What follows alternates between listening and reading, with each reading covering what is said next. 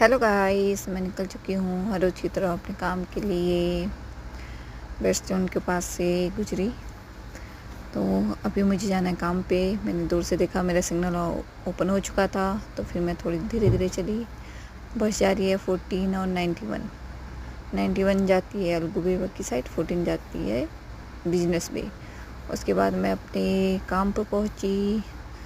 सुबह सुबह धूप लग जाती है। ये कल मैंने चने की सब्ज़ी बनाई थी, तो वो बचे थे, उसी में मैंने आटा गूँथ लिया और पराठा बनाने के लिए। ये मूंग भिगो रखी है स्प्राउट के लिए, दाल बनानी है, सांभर चढ़ा रखा है और डोसा भी बन गया। फिर मैंने बनाने थे छोले, तो उसका मसाला बना दिया। फिर सारा काम करके आज मैं सारा काम एक साथ करके निकल गई घर की तरफ। शाम के टाइम में इकट्ठा सारा काम कर गई थी। अभी 3:30 बजे फिर मैं निकली घर। उस समय तक भी बहुत धूप हो रही है। Please guys, like and subscribe my channel.